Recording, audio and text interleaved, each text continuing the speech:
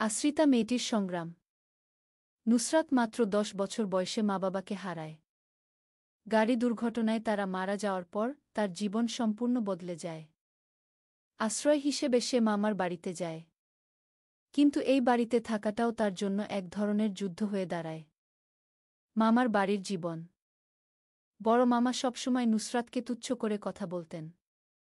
তিনি বলতেন, তুই আমাদের জন্য বোঝা। তোর মা আমাদের অসম্মান করেছে, তুইও তাই করবি গে।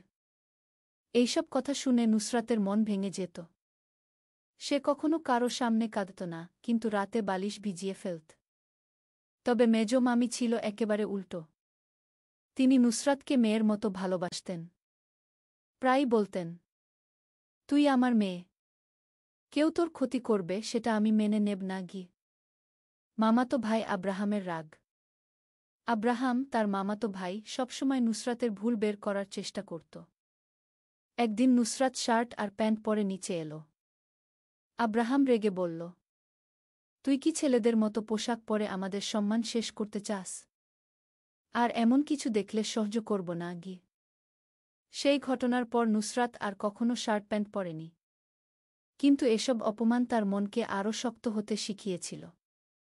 নিজেকে বদলানোর পথ। একদিন বড় মামার কটু কথা শুনে নুসরাত স্থির করল নিজের জীবন নিজে গড়বে। সে পড়াশোনায় মন দিল। রাতে সবাই ঘুমিয়ে পড়লে নুসরাত ল্যাপটপ নিয়ে অনলাইনে কাজ শেখা শুরু করল। ফ্রিল্যান্সিং থেকে সে টাকা জমাতে লাগল। নিজের ঘর। অল্প দিনের মধ্যেই নুসরাত ধানমন্ডিতে একটি ছোট ফ্ল্যাট ভাড়া নিল। বাড়ি থেকে চুপি চুপি পালিয়ে গিয়ে সে নিজের নতুন জীবনের শুরু করল। পড়াশোনার পাশাপাশি তার কেক আর রান্নার অনলাইন ব্যবসা ভালোই চলছিল। তানবীরের সাথে পরিচয়। একদিন কফি শপে বসে নুসরাত কাজ করছিল। তখন পুলিশ অফিসার তানবীরের সাথে তার দেখা হয়। তানবীর প্রথম দেখাতেই তাকে পছন্দ করে। কয়েকবার কথা বলার পর তানবীর নুসরাতকে বিয়ের প্রস্তাব দেয়। নুসরাত অবাক হয়ে জিজ্ঞেস করে, আপনি তো আমার পেছনের সব ঘটনা জানেন, তারপরও আমাকে বিয়ে করতে চান? তানবীর মিষ্টি হেসে বলে, আমি জানি। তোমার সংগ্রাম আর সাহস দেখে আমি মুগ্ধ। আমি প্রতিজ্ঞা করছি তোমাকে কখনো কষ্ট দেব না গি। নতুন জীবন। বিয়ের পর নুসরাত তানবীরকে বলে, আমি চাই নিজের টাকা দিয়ে নিজের খরচ চালাই। তোমার উপর নির্ভরশীল হতে চাই না গে। তানবীর মৃদু হেসে বলল, ঠিক আছে। কিন্তু তোমার যা প্রয়োজন আমাকে বলবে। আমি সবসময় তোমার পাশে আছি। পুরনো জীবনের মুখোমুখি। একদিন নুসরাত আর তানভীর রাস্তায় হাঁটছিল। হঠাৎ তার চাচাতো ভাই আব্রাহামের সাথে দেখা হয়। আব্রাহাম রেগে বলল, তুই আমাদের পরিবার ছেড়ে পালিয়ে এলি? আমাদের সম্মান নষ্ট করলি? নুসরাত শান্তভাবে উত্তর দিল, তোমরা কখনো আমাকে ভালোবাসনি। সবসময় অপমান করেছ। আমার নিজের জন্য বাঁচার অধিকার আছে গি। তানভীর তখন বলল, নুসরাত তার নিজের যোগ্যতায় বেঁচে আছে।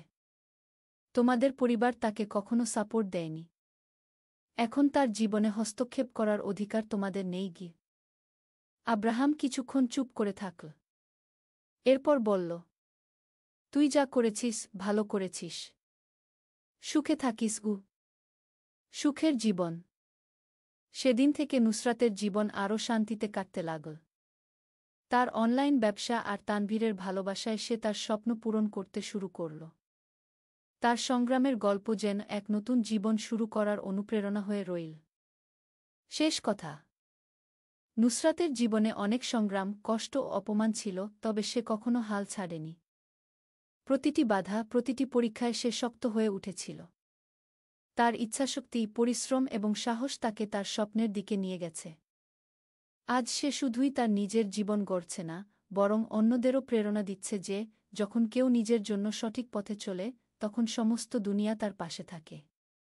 নিজের পরিচয়, ভালোবাসা আর শ্রদ্ধা অর্জন করতে যে সংগ্রাম করতে হয়, সেটাই তাকে সাফল্যের চূড়ায় পৌঁছে দিয়েছে। জীবনে কোনো বাধাই চিরকাল থাকে না। চেষ্টা, বিশ্বাস আর ধৈর্যই শেষ পর্যন্ত জয় হয়।